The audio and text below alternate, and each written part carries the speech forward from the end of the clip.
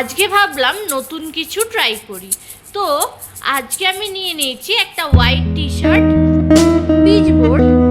একটা pitch board, এখানে নিয়েছি সিজার, 0 সাইজের দুটো ব্রাশ, একটা pencil, eraser, sharpener, stencil, fabric colour তিনটে, মানে রেড নিয়েছি, ব্ল্যাক নিয়েছি, আর একটা হলো গিয়ে ফেব্রিক কালারে নিয়েছি পিঙ্কের উপর গ্লিটার দেওয়া, আর নিয়েছি হলো গিয়ে সেলো টেপ।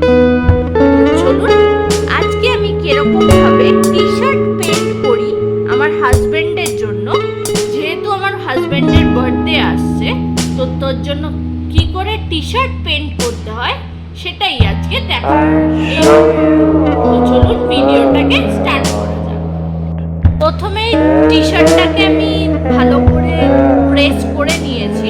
এবার তার নিচে মাঝখানে একদম মাঝ বরাবর, দেখতেই পাচ্ছেন এই যে মাঝ বরাবর আমি কার্ডবোর্ডটাকে উপরে পেতে নিয়েছি, ঠিক আছে।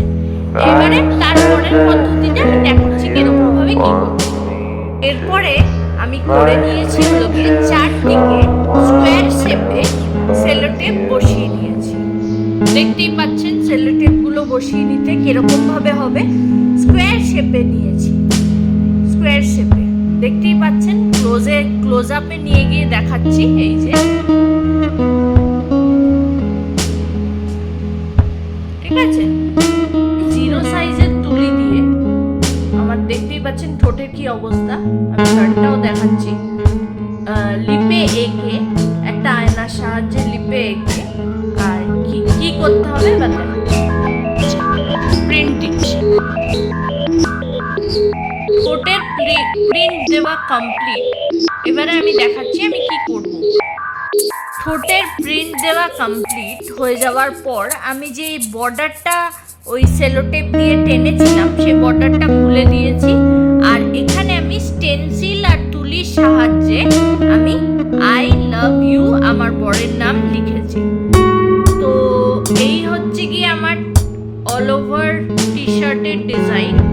আর এর থেকেও আমি একটু কারুকার্য করব ভাবছি, তো সেটা কিরকম হবে দেখাচ্ছি আপনাদেরকে। এরকম ভাবেই আজকে আমি আমার বরের জন্য এবছর সারপ্রাইজ গিফট করেছি, মানে এই টি শার্টটা ডায়াগ্রাম করে এরকম ভাবেই পুরো টি শার্টটা গেছে। দাঁড়ান পুরোটা খুলে দেখাচ্ছি, তাহলে ভালো করে বুঝতে পারবেন। পুরো